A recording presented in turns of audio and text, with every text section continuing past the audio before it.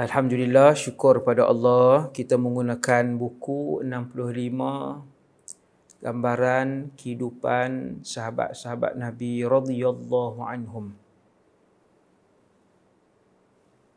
Ada pepatah Arab sebut, tashabbahu biqaumin fa illam takunu mithlahum fa inna at-tashabbuha bil kirami falahu. Tiru dan contohilah dengan satu kaum sekalipun kamu tidak dapat menjadi seperti mereka persis. Sesungguhnya meniru gaya hidup dan mendengar gaya hidup, bentuk kehidupan sesuatu kaum itu boleh memberikan kejayaan dalam kehidupan kita. Sebab tu kita baca kisah sahabat, iaitu generasi terbaik yang pernah dididik dan dikeluarkan oleh Rasulullah sallallahu alaihi wasallam. Hari ini kita masuk sahabat yang ke-6, dan yang menariknya juga ialah sahabat ini juga kita hampir tidak pernah mendengarnya, tetapi kita sering mendengar tentang adik beliau yang sangat masyhur, iaitulah Sayyiduna Anas ibn Malik. Sayyidina Anas sangatlah masyhur. Ini abang Sayyidina Anas, Al-Bara bin Malik. Sahabat Nabi yang nama Bara ada dua yang terkenal. Yang pertama Bara bin Azib, ini banyak meriwayatkan hadis. Yang kedua Al-Bara bin Malik, yang ini hampir tidak didengari nama beliau oleh kita semua. Inilah abang Sayyidina Anas. Sayyidina Anas panglima dalam ilmu hadis, dalam keilmuan, orang alim, mufti di kalangan sahabat, salah seorang sahabat Anas bin Malik. Abangnya pula ialah panglima di medan perang, tetapi tidak dilantik menjadi ketua perang, panglima perang, kerana kata Sayyidina Umar, aku ingatkan kepada kalian, jangan sesekali lantik Bara bin Malik, kerana dia akan memusnahkan tentera Islam disebabkan keberaniannya yang melampau. Tuan-tuan renung ayat Sayyidina Umar ni, tuan-tuan dengar cerita yang saya sebut, kita baca kisah tentang hidup Sayyidina Umar lebih daripada 20 episod lah, lebih daripada 25 episod cerita tentang Sayyidina Umar yang dialah ulama, dialah pahlawan perang, dialah Perdana Menteri yang hebat. Sayyidina Umar, dia adalah orang soleh yang hebat. Itu Sayyidina Umar. Bila dia komen tentang Bara bin Malik, jangan kamu lantik Bara memimpin tentera Islam, kerana bimbang tentera Islam akan musnah kerana keberanian melampau Bara bin Malik. Kita akan tengok dalam kisah ini di mana Sayyidina Khalid Al-Walid memanfaatkan keberanian Bara bin Malik pada satu episod. Walaupun tidak dilantik menjadi panglima, tetapi kita tengok kisah dia. Bara bin Malik, abang Sayyidina Anas ini, satu orang yang kira ahli sejarah Islam kata, kalau sahabat tengok tu, sahabat akan tengok belah lain pula. Bukan membenci dia, tapi dia not a good looking person. Orang putih kata kan, bukan a good looking guys kan. Kalau orang good looking ni kita tengok pun seronok kan. Bukan kita syahwat kat dia, tapi kita tengok karisma, tampan, kemas, bersih, kita suka tengok dia lama. Adapun Bara bin Malik, subhanallah, Bara bin Malik ni ahli sejarah kata kalau kita lihat dia, kita macam tak apa, tengok benda lain pula lah. Bukan benci dengan dia, tapi tidak terurus, tapi Masya Allah. Keberanian dia tidak dapat ditandingi oleh sahabat-sahabat lain. Okey. Sehingga kan Bara' bin Malik terkenal sebagai seorang pahlawan. Kalau dalam medan perang, dia boleh berhadapan dengan 100 orang musuh. Orang lain lawan dengan satu musuh, 3 musuh kan, lawan mati 3 musuh. Dia masuk medan perang, 100 orang musuh, bukan serentak, maksudnya episod, kalau dia masuk satu episod perang seharian tu 100 orang. Begitulah keberanian dan kekuatan dia. Walaupun tubuhnya hanya kurus, orang yang tidak terlalu tinggi, kurus, ringan tubuh badan dia, tetapi seorang yang sangat kuat dan seorang yang sangat berani. Masya Allah. Dulu saya pernah sebut, tuan-tuan, saya akan cerita tentang adik-beradik Sayyidina Anas bin Malik. Ada lagi cerita tentang bapa saudara Sayyidina Anas, semuanya hebat-hebat. Ibu Sayyidina Anas, Sayyidatuna Rumaisa bintu Milhan. Saya dah sebut Sayyiduna ni maksudnya kata hormat yang kita letak di depan, macam English guna Mr dengan Mrs kan, Miss yang tu. Sayyid bermaksud Mr kan. Okey. Kemudian kisahnya selepas Nabi wafat. Ni kisah dia. Walaupun sedih, ayat selepas Nabi wafat sangatlah sedih. Kisah kepahlawanan Sayyidina Anas menjadi-jadi, kisah keberanian dan kepahlawanan dia selepas Nabi wafat. Tuan-tuan sekalian, satu benda saya nak beritahu. Selepas kewafatan Rasulullah, berlaku murtad dengan skala yang sangat besar di semenanjung tanah Arab. Jumlah yang sangat besar. Melebihi ribuan orang. Kan waktu tu orang masuk Islam banyak. Dalam Hajjatul Wada' sahaja Nabi berucap di hadapan lebih 100,000 orang. Kesemuanya sahabat. Kemudian Islam, selepas tu Islam berkembang dengan laju, dengan pesat. Iman tidak sempat dipasakkan, sahabat-sahabat yang belakang tu, dengan begitu baik. Iman tak sempat dipasakkan dengan baik. Dan selepas Nabi wafat, ribuan di kalangan ada di kalangan sahabat yang murtad, di kalangan mereka yang murtad, keluar daripada agama Islam. Saya pernah sebut kat tuan-tuan dalam pengkisahan 65 sahabat ni tentang Harbur Riddah, peperangan melawan orang murtad, antara peperangan yang getir yang tidak pernah wujud semasa kepimpinan Rasulullah. Kepimpinan Rasulullah sallallahu alaihi wasallam, tentera yang paling banyak dipimpin adalah 30,000 orang di dalam perang Tabuk. Dalam perang Tabuk yang dipimpin sendiri oleh Rasulullah. Lepas Nabi wafat, tak sampai setahun, ramai yang murtad, walaupun lebih ramai, maksudnya majoriti masih kekal kukuh dengan Islam, tetapi ramai juga yang murtad. Paling besar sekali kelompok yang murtad adalah daripada Bani Hanifah di Yamamah. Tuan-tuan pergi umrah, tuan-tuan boleh tanya tourist guide kan, Yamamah ni di mana? Yamamah ni di mana? Dia tunjuk dalam peta tu.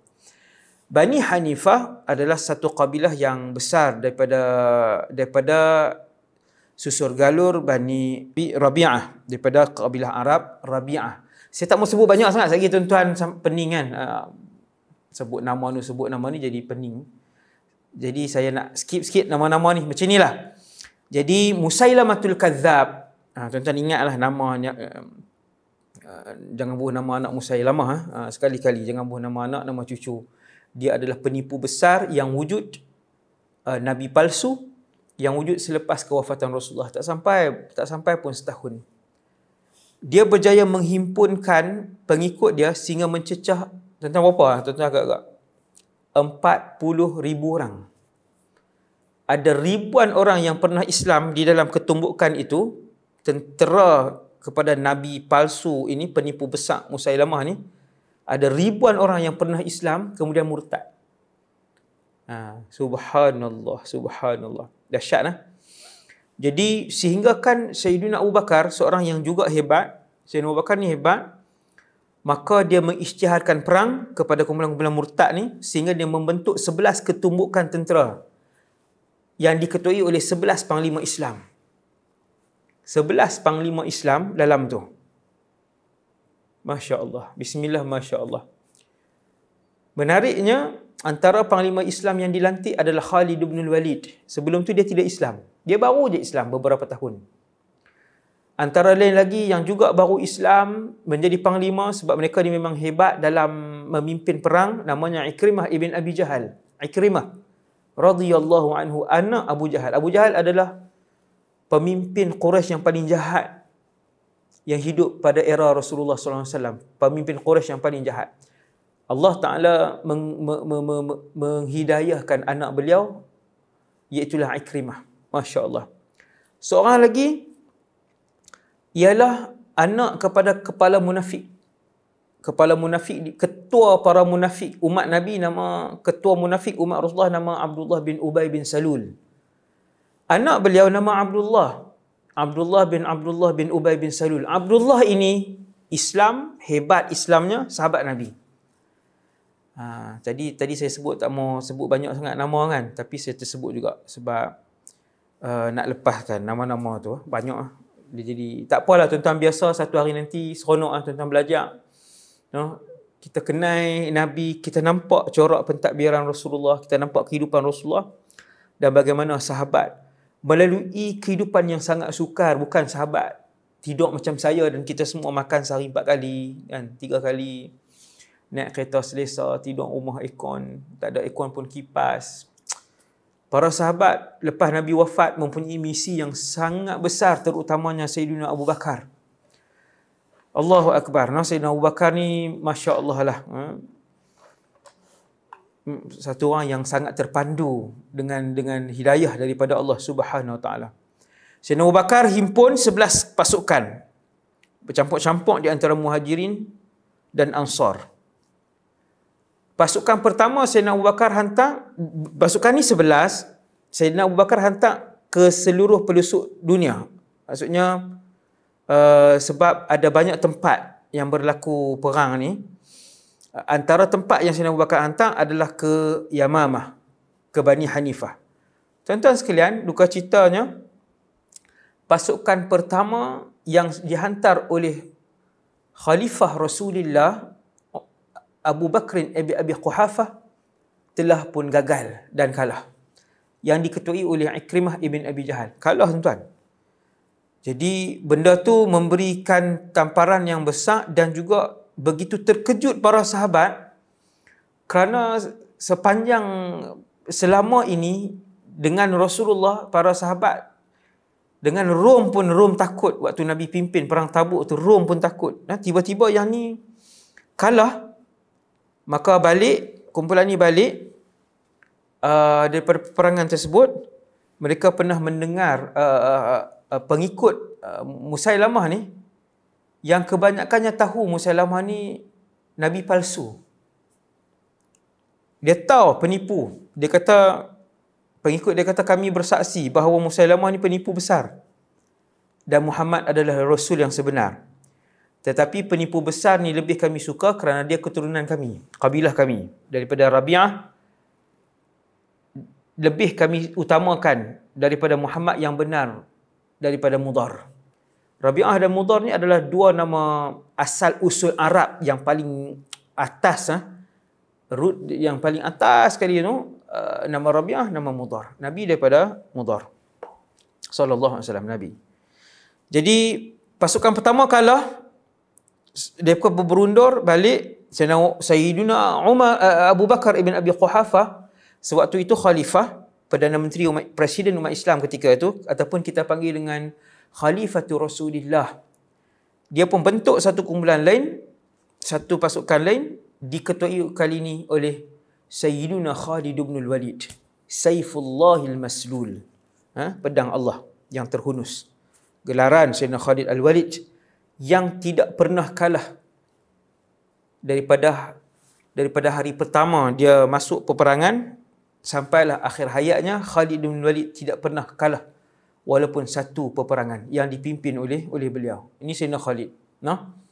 Dulu saya pernah ceramah tajuk Sayyidina Khalid ni dalam Al-Kulliyah. Saya tak ingat dah 3-4 tahun yang lepas. Al-Kulliyah TV3 tentang, boleh rujuk ceramah tu. Ada sampai hari ni. Ceritanya yang sangat menarik cerita tu. InsyaAllah kita buat semula nanti ceramah tu. InsyaAllah. Ceramah tersebut. Kepimpinan Sayyidina Khalid Al-Walid dalam peperangan, sehingga strategi perang Sayyidina Khalid dibukukan di beberapa universiti di barat. Strategi peperangan dan kepimpinan Khalid Al-Walid dalam peperangan, taktik yang disusun dibukukan di barat. Kita tengok salah satu teknik dia, iaitu Sayyidina Khalid Al-Walid pun pergi menuju ke Yamamah di Najd. Najd hari ini Riyadh, tuan-tuan. Saudi, Arab Saudi, nama ada ibu negara dia Riyadh. Itu di situ Najd. Dekat situ Najd. Bila pasukan Khalid bin Walid sampai, mereka pun mula bertembung. Dalam masa yang singkat, dalam masa beberapa hari, tentera Musailamul Kadzab mendominasi pasukan ataupun perlawanan. Tentera Nabi palsu Musailamah penipu besar ni mendominasi. Antara sebabnya ialah ribuan di kalangan tentera Nabi palsu ini, mereka pernah menyertai peperangan bersama Rasulullah. Perang waktu Nabi hidup.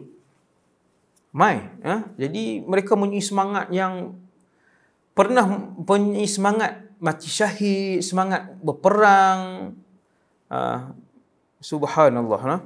Jadi setelah berlaku pertempuran yang sengit beberapa hari, tentera Musailamah penipu besar mendominasi peperangan, sehingga kemah besar yang menempatkan Sayyidina Khalid dan isterinya dicabut tiang-tiang oleh pasukan musuh ketika itu. Dan hampir isteri Sayyidina Khalid bin Walid mati syahid ketika itu sebab diserang oleh musuh. Waktu ni tentera Islam dalam keadaan yang tertekan. Sayyidina Khalid macam biasa, satu orang yang genius dalam peperangan, dia pun minta umat Islam berunding, sebab selalunya malam tidak berlaku perang, siang saja.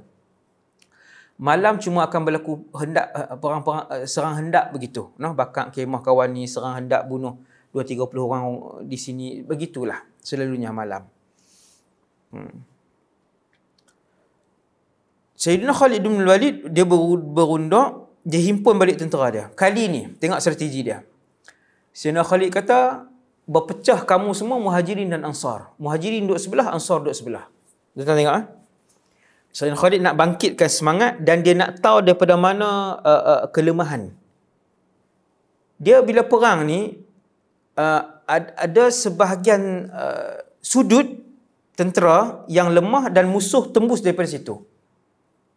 Maksudnya sudut itu tak kuat. Sayyidina Khalid bin Walid dia bahagikan. Dia kata berpecah Ansar dan Muhajirin. Ansar pula dah berpecah. Dia kata Ansar buat dua pasukan, Aus dan Khazraj.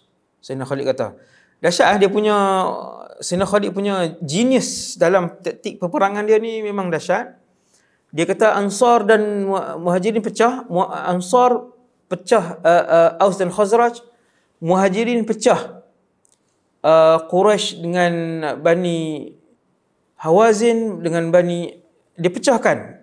Yang Quraisy dengan apa semua ni dia pecah. Kemudian Aus pun ada beberapa kabilah bawah, Khazraj pun ada beberapa kabilah kecil. Kesemuanya dipecahkan, siap. Lalu kata Sayyidina Umar, aku melantik ketua kepada setiap kabilah ini, kamu membawa kehormatan dan keberanian kabilah masing-masing. Jadi semangat tuan-tuan. Dia lain lagi semangat. Semangat memperjuangkan agama Allah, semangat untuk mati syahid, itu satu. Kali ini tambah semangat kekeluargaan dan anak saudara mara. Sebab Arab memang terkenal, selain daripada semangat membela Islam, Rasulullah, Allah Azza wa Jal, mereka juga ada lagi satu, iaitu semangat kekeluargaan ni, kabilah ni. Maka Sayyidina Khalid pun bahagi dan dilantik pasukan-pasukan, dia lantik ketua-ketua ni. Maka esokkan harinya peperangan meletus kembali dan masya-Allah strategi itu berjaya. No? Apabila ketua-ketua kecil-kecil ni, ketua-ketua pasukan ni, antaranya Sayyiduna Thabit ibn Qais, dia membawa panji terbesar Ansar. Muhajirin pun ada seorang bawa panji terbesar Muhajirin. Lepas tu bawah lagi ada panji lagi yang dipecah-pecahkan oleh Sayyidina Khalid untuk membangkitkan semangat pasukan tentera Islam. Sayyidina Thabit ibn Qais, dia tanam tubuh dia sampai ke lutut. No? Dan dia kata, aku takkan bergerak sehinggalah aku mati syahid. Maksudnya dia bertahan di situ untuk memegang panji itu sampai tak jatuh. Akhirnya Sayyidina Thabit ibn Qais rahimahullah radhiyallahu anhu mati syahid. Zaid bin al-Khattab, adik Sayyidina Umar. Sayyidina Umar ada adik nama Fatimah bintul Khattab, ada Zaid bin al-Khattab, ada lagi apa nama ni, kalau Sa'id ibn Zaid yang tu sepupu Sayyidina Umar, no? Banyak tuan, no? Minta maaf saya sebut nama. Kemudian Zaid bin al-Khattab, adik Sayyidina Umar, juga hebat dalam peperangan. Waktu tu dia menyeru tentera Islam, dia kata, wahai semua pasukan muslimin, penggal kepala musuh kamu, teruskan kemarahan kamu. Wahai semua umat Islam, demi Allah, saya tidak akan bercakap lagi selepas ini dengan kamu semua, sehinggalah saya mengalahkan Musailamah ataupun saya mati syahid. Ini ucapan-ucapan yang pengarang Dr. Abdul Rahman Ra'fat Al-Basha rahimahullah, pengarang buku ni, dia ambil ucapan-ucapan sahabat ni, yang mana ucapan-ucapan ni dibukukan dalam kitab-kitab siar. Kemudian Zaid bin al-Khattab, adik Sayyidina Umar, serang musuh sampai dia mati syahid. Dan kemudian akhirnya apabila nampak pertempuran semakin sengit dan genting, waktu itulah Khalid bin Walid dia memanggil Al-Bara' bin Malik, abang Sayyidina Anas tadi. Yang ini strategi yang terakhir. Nampak musuh tak kalah, umat Islam pun tak boleh mendominasi, sama-sama kuat. Waktu ni Khalid bin Walid dia panggil, dia menjerit, dia kata, ya Bara' bin Malik, wahai Bara' bin Malik, pimpin Ansar dan bantu mereka. Ayat ni memang menggegarkan Bara' bin Malik tadi, macam bertukar jadi, orang kata macam jadi hak. Jadi dia, Sayyidina Umar duk tahan dia je sebenarnya kan, Sayyidina Bara' ni kan. Bila Khalid bin Walid kata, wahai Bara', bimbing mereka dan bantu Ansar, Bara' pun bangun, bukan memang duk tengah bangun dah kan. Dia pun yang memang sedang bertempur tadi, dia berpaling dan melaung dengan suara yang kuat. Dia kata, Ansar, jangan ada seorang pun yang berfikir Madinah selepas daripada hari ini. La Madinata ba'dal yawm. Tak ada lagi Madinah selepas daripada hari ini. Yang tinggal hanyalah syahid dan bertemu Allah. Dia bangkitkan semangat. Tak ada Madinah. Jangan siapa duk ingat nak balik ke Sungai Petani. Jangan siapa duk ingat nak balik ke Taiping. Jangan siapa ingat nak balik ke Dungun. Jangan siapa ingat nak balik ke Gua Musang. Contoh begitulah. Jadi Bara' kata, tiada lagi Madinah. Hari ini hanya syahid dan bertemu Allah. Ayat dia. Maka dia pun pimpin Ansar, sehinggalah pasukan musuh mula berundur, termasuk Musailamah yang memimpin peperangan di sana. Panglima pertama mereka adalah Musailamatul Kadzdzab. Akhirnya musuh semua berundur dan masuk ke kubu yang terkuat. Dalam kubu itu dinamakan sebagai Taman Kematian. Dalam sejarah peperangan Harbur Riddah, peperangan bersama terhadap orang murtad, taman ataupun tembok terkukuh tadi, semua pasukan musuh Musailamah Kadzdzab masuk, mereka tutup. Tembok itu sangat tebal, tak boleh lagi ditembusi oleh pasukan muslimin. Dan akhirnya musuh duduk dalam tu, mereka naik ke tempat yang tinggi, mereka menghujani pasukan musuh yang ramai tadi, menghujani orang Islam dengan anak panah. Tuan-tuan, menghujani orang Islam, pasukan Islam yang duduk di luar dengan anak panah, maka pasukan Islam jadi lemah. Sebab anak panah ni tuan-tuan, dia berat tau. Kita angkat panah tu, kalau dia, walaupun dia naik ke atas, dia turun tu dia berat, dia boleh menembusi dada. No? Waktu mereka dah masuk dalam apa nama ni, dalam taman hadiqatul maut dan taman mati tadi. Kenapa dinamakan taman kematian? Sebab berlaku ramai yang mati dalam tu. Macam mana berlaku ramai yang mati sedangkan tentera musuh saja yang duduk dalam benting kuat itu.